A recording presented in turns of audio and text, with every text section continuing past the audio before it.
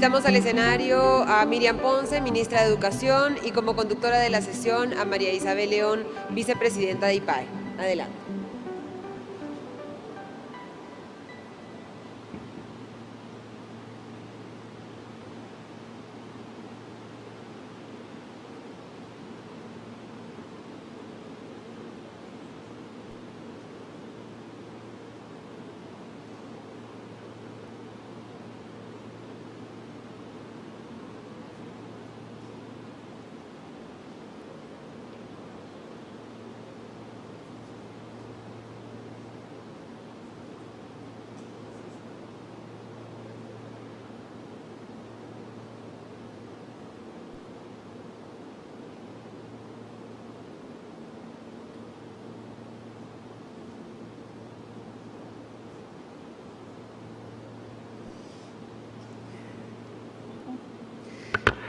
Muy buenos días. Quiero dar la más cordial bienvenida a nuestra ministra de Educación, Miriam Ponce, a quien le auguramos que nos acompañe hasta el año 2026 realmente por la gestión proactiva que está haciendo en relación a la educación. Para entrar rápidamente en contexto en esta sesión que se llama Hacia una educación transformadora, quisiera compartir con ustedes algunas ideas rápidas para estar en este contexto que les digo. El Perú vive efectivamente una crisis política y económica, pero no solo política y económica, sino también social. Vivimos una crisis de valores y de ciudadanía que parecería que nos ahoga en medio de esta corrupción, ¿no? Una crisis que ha generado que más de 400.000 jóvenes hayan salido del país, una cifra que es muchísimo más alta a la de los últimos 3 años. Tenemos un éxodo de jóvenes y tenemos también un éxodo de capitales, ¿no? Si vemos las empresas que están listadas en la Bolsa de Valores en los 3 últimos años han reducido capital y han repartido utilidades por más de 33.000 millones de soles, que es el triple de lo que se ha registrado 3 años antes. Hablamos también en estas sesiones que hemos tenido en este CADE de la baja productividad que tenemos en el país. 70% de la PEA apenas ha concluido la educación básica y 3 de cada 10 jóvenes acceden a la educación superior. Tenemos jóvenes de segundo año de secundaria que entienden lo que leen en 19% y 13% de ellos razonan matemáticamente. Y son los jóvenes que van a entrar a la vida productiva 3 años después. Tenemos un país en el que nos sacude el 42% de anemia, ¿no? Tenemos un panorama sin duda pesimista, pero que tenemos que revertir. Entonces, nuestro problema parece ser que está centrado en las personas, en el capital humano, y es justamente el sector educativo el que tiene que actuar en y que tiene un papel fundamental. La Constitución de nuestro país señala que la educación es un servicio, es un derecho fundamental, está dentro del capítulo social y económico de la Constitución y puede ser brindado por el Estado, donde los servicios son gratuitos, o por el sector privado. El presupuesto público para educación en el año 2023 ha sido de 42.000 millones de soles. El aporte del sector privado en el mismo año ha sido aproximadamente de 15.000 millones de soles. El sector público atiende al 75% de la matrícula de la educación básica, la diferencia la atiende el sector privado, y al revés, el 70% de la matrícula en la educación superior la atiende el privado y la diferencia el público. Tenemos también una brecha de infraestructura que, según la Asociación de Fomento de la Infraestructura AFIN, se registra en 160.000 millones de soles. 54% de los locales educativos en el país necesitan ser derruidos y vueltos a construir. Tenemos un panorama realmente preocupante en la educación y queremos desde el sector privado contribuir con algunas propuestas hacia el gobierno y hacia el Estado para poder lograr una mejor educación. Quiero compartir con ustedes un pequeño video que nos da cuenta justamente de esta infraestructura deficitaria que tenemos a nivel nacional. Si me ayudan con el video, por favor.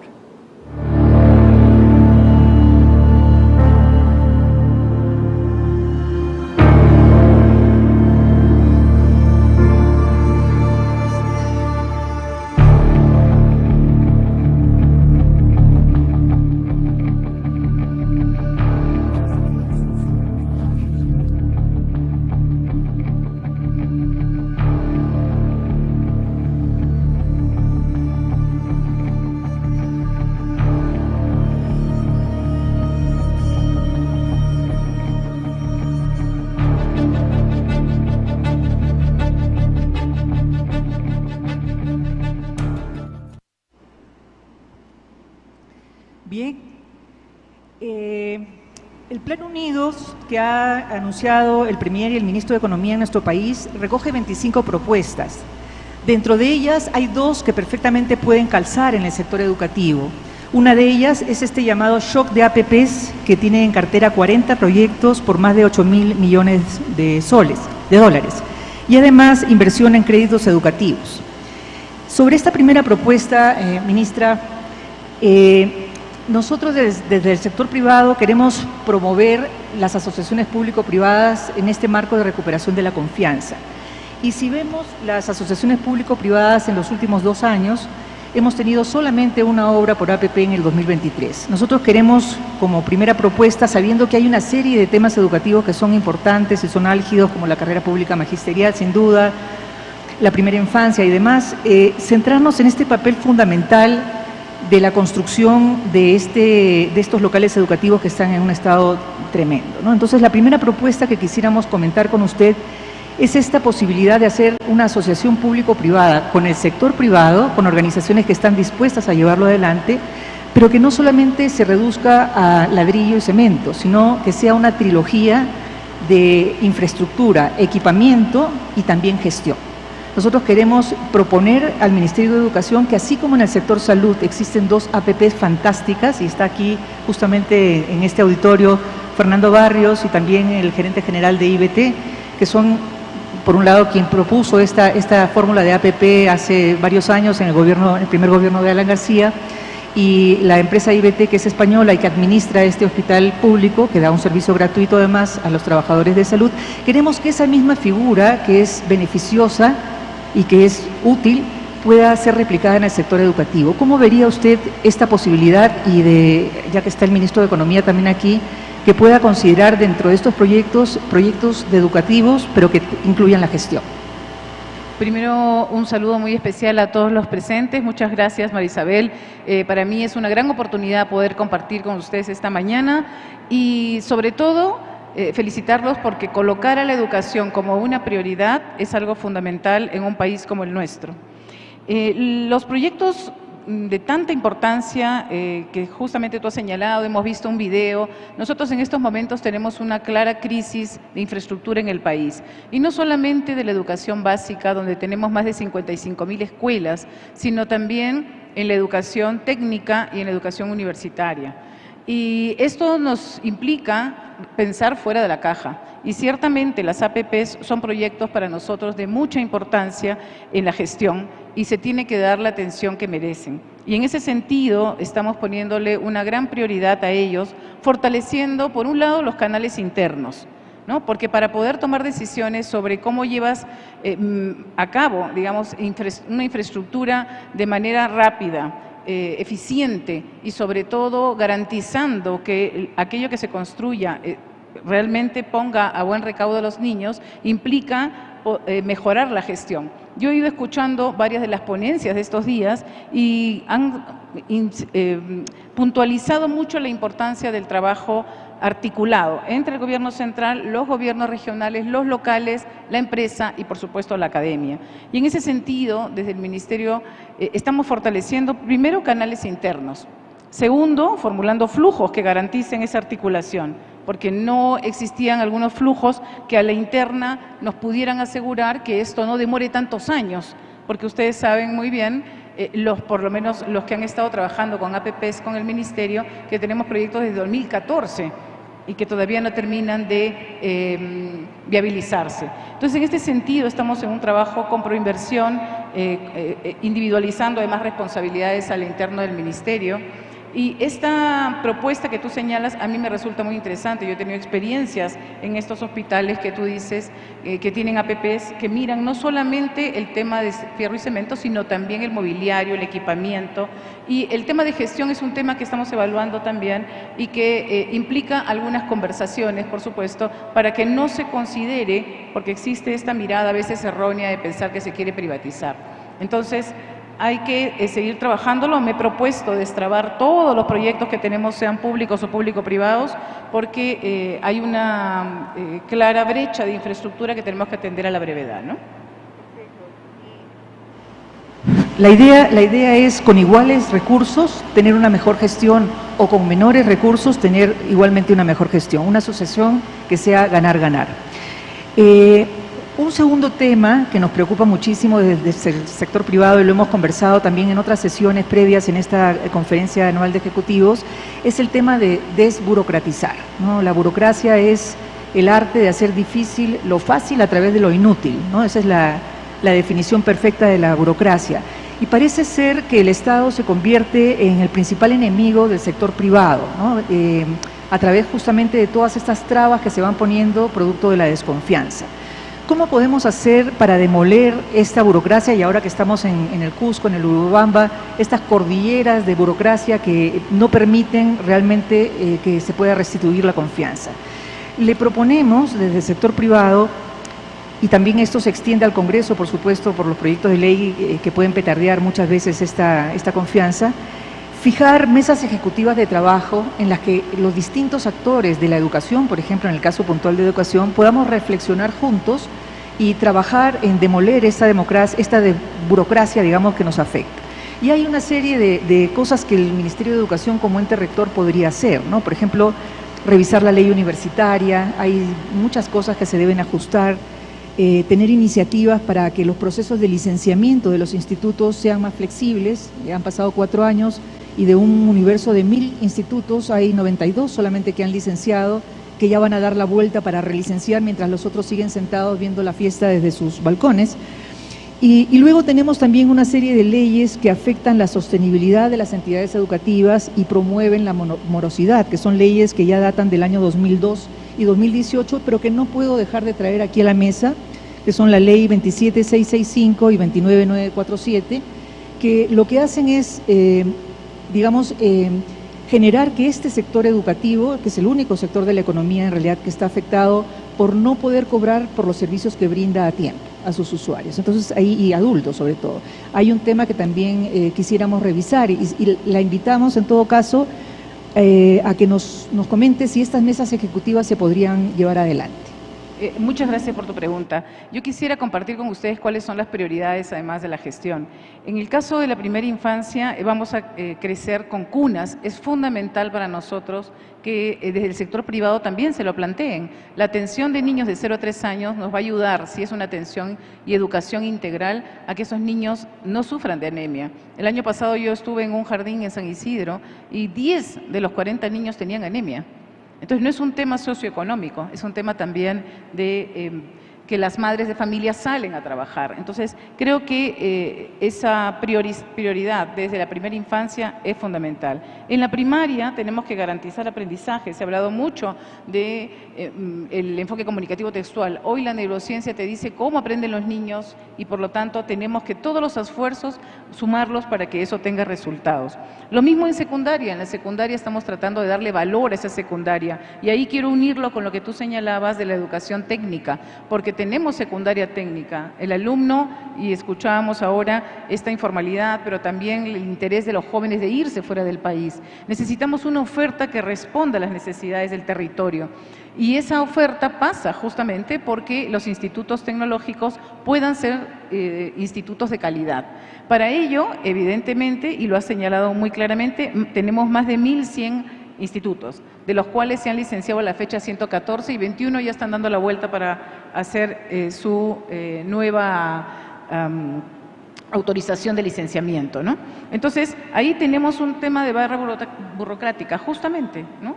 Y nosotros cuando iniciamos la gestión dijimos a todo el personal que tenemos un lema, ¿no? Y es eficiencia, eficacia, cero burocracia, porque realmente se hace muy difícil a veces al interno, ¿no? Y no comparto contigo que el Estado petardea a lo privado, sino el Estado se petardea a sí mismo cuando es burocrático, ¿no? Porque finalmente tenemos que salir adelante y tener resultados. Y en este sentido, la normativa tiene que ser revisada de manera eficiente, pero no desde un escritorio. Y ahí una de las cosas que estamos avanzando y estamos decididos a hacerlo es justamente articular con los que implementan para poder tener normas que respondan a la realidad. Y en ese sentido, Por ejemplo, en el caso de la educación técnica, las condiciones básicas de calidad, que fueron casi un copy-paste de lo de universidades, no están respondiendo claramente a la realidad nuestra.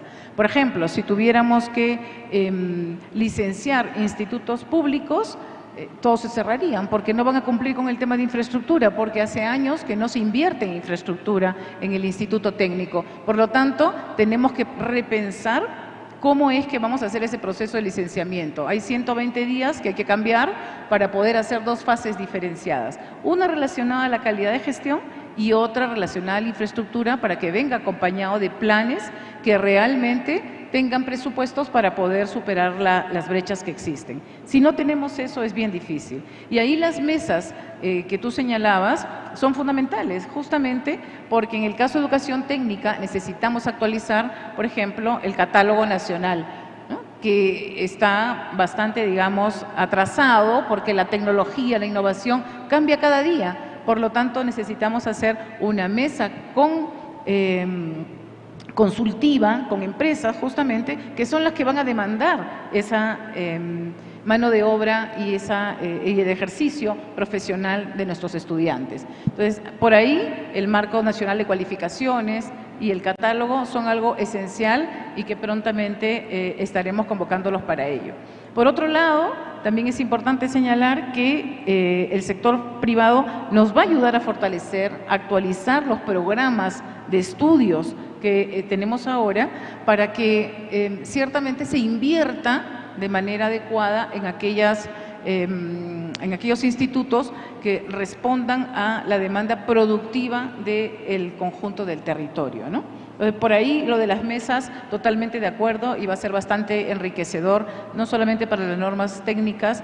Vamos a hacer en este momento, estamos terminando y vamos a hacer una consulta nacional justo sobre el licenciamiento de técnicos, ¿no? Porque las condiciones básicas de calidad han tenido muchas trabas para que los institutos puedan responder, y también la agilidad con que se responden estos expedientes, y hacer del proceso de licenciamiento algo ágil que realmente nos invite a mejorar y no más bien que sea un proceso que todo el que se presenta sufre porque no sabe lo que le va a venir de respuesta, ¿no? Entonces, seguiremos trabajando en eso, tengan la convicción de que son necesidades importantes y que estaremos priorizándolas, ya las estamos priorizando, digamos, con mucha convicción. Excelente. Y quizás también sería momento de pensar si tenemos capacidades del Estado de licenciar cada 4 años a un volumen tan grande como 1000 y pico de institutos. Quizás sería oportunidad de mirar hacia afuera lo que ocurre y promover un licenciamiento de condiciones básicas inicial que se complemente con la acreditación de calidad posterior.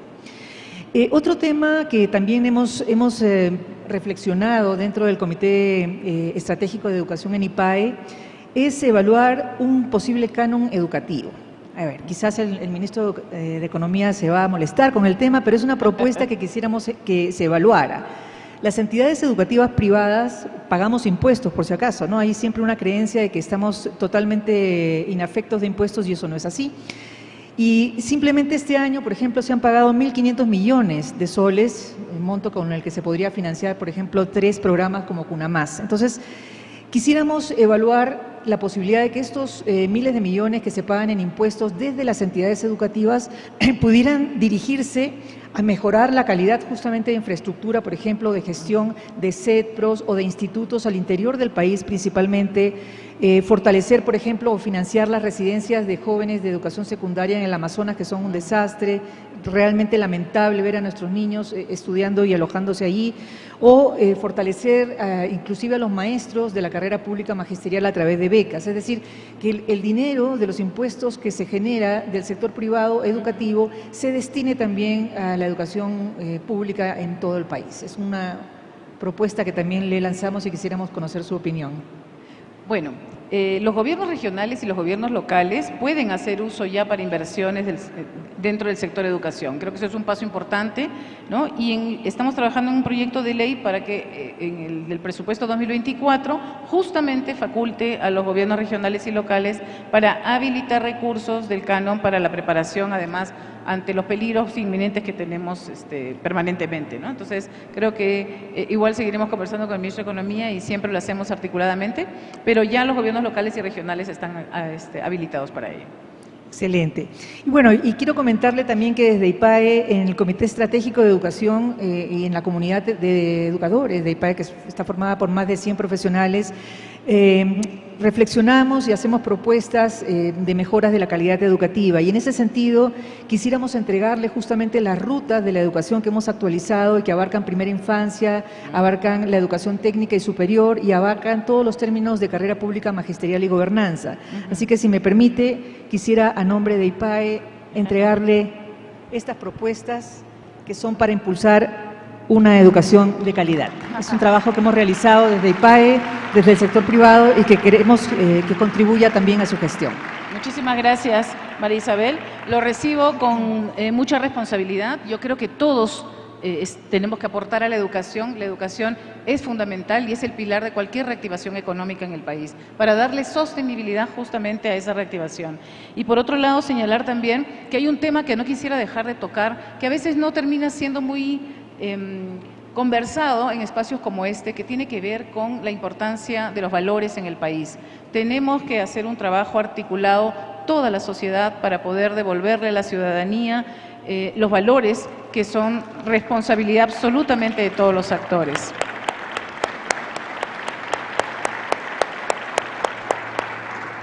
Esto no lo puede hacer la escuela sola, ni el instituto, ni la universidad. Necesita de las familias, necesita de las empresas, necesita de todo el Estado y toda su estructura. Nosotros mañana tenemos una reunión con muchos empresarios justamente para lanzar una iniciativa que nos permita ver en cada lugar donde estemos, en cada pantalla, en cada circuito cerrado, algunos pequeños mensajes que nos recuerden cuál es la importancia de esos deberes, esos derechos, para poder hacer de nuestro país un país mucho más centrado en la responsabilidad que nos toca a cada uno de los peruanos. Muchas gracias, ministra. Y ya como mensaje de cierre, y antes de invitar a la señora Marcela Benavides, presidenta de Empresarios por la Educación, que es un brazo en el que el sector privado articula muchas de las gestiones que queremos hacer para contribuir con la mejora de la educación, quiero señalarle que desde el sector empresarial entendemos que el modelo económico de economía social de mercado que vivimos y que señala nuestra Constitución y garantiza nuestras libertades requiere de un Estado, de un gobierno promotor, no interventor. Y en ese sentido, nosotros estamos a disposición para trabajar juntos a través de gestos claros y contundentes, ¿no?, que nos pongan en la vía de recuperar esta confianza para volver a crecer. Le agradecemos muchísimo su participación y sabe que cuenta con el sector privado para apoyarla en todas estas ideas que le hemos planteado y, por supuesto, en cualquier otra adicional. Muchas gracias y a todos ustedes los invito a ser parte de nuestro trabajo articulado desde el Ministerio de Educación y con el compromiso de dar lo mejor por nuestro país. Gracias.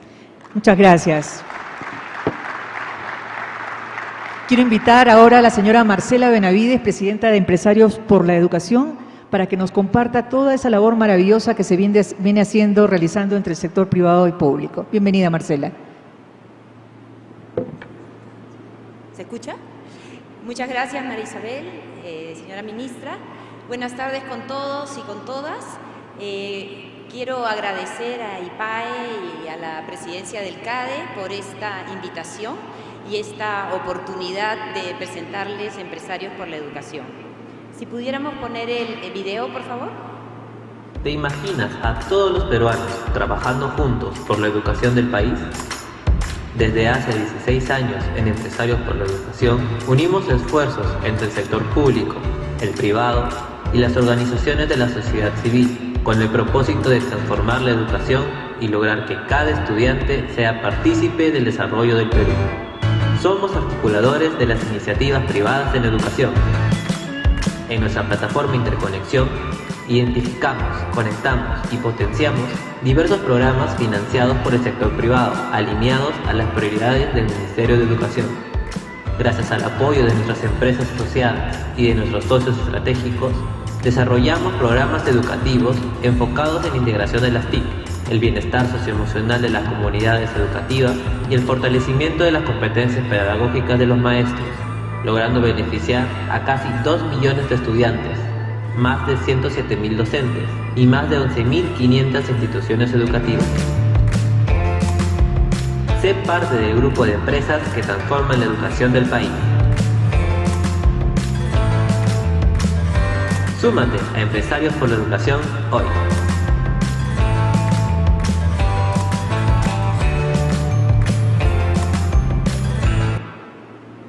Muchas gracias. Gracias.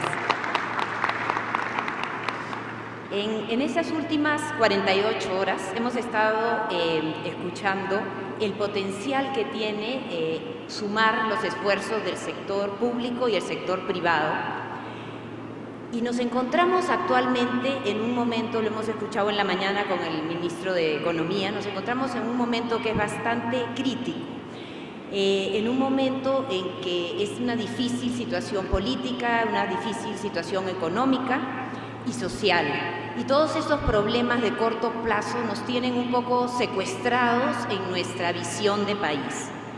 Acercarnos al sector educación es, de facto, mirar a largo plazo.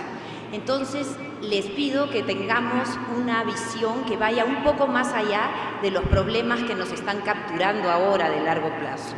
Les debemos a nuestros 7 millones de niños que son de las escuelas públicas del país una educación de calidad a todos nuestros niños, niñas y adolescentes que están en las escuelas públicas. Comprometernos con la educación es la única opción para tener un futuro promisorio del Perú. En el sector privado se tienen muchas iniciativas que son muy buenas y muy válidas para aportar a la educación. Sin embargo, las hacemos muchas veces como empresa privada, se hacen de manera desarticulada y un poco se desaprovechan la energía y los recursos que son usados porque son hechos de manera aislada. Entonces, lo que les venimos a proponer es tener un solo norte, tener una acción coordinada, no solamente entre las empresas privadas, sino también entre el sector privado y las propuestas que vienen de Minedu y las áreas que han sido priorizadas por Minedu. De esa manera, todas nuestras iniciativas que tenemos van a tener un mayor alcance y un mejor impacto. Hoy, más que nunca, debemos de unir esfuerzos con un solo norte. Desde Empresarios por la Educación estamos muy coordinados con la ministra Ponce y con el Ministerio, justamente para trabajar con un norte en común. Y por eso les pedimos a las empresas que están aquí convocadas que se sumen a Empresarios por la Educación en este esfuerzo por llegar a tener una educación de calidad para nuestros niños. Muchas gracias.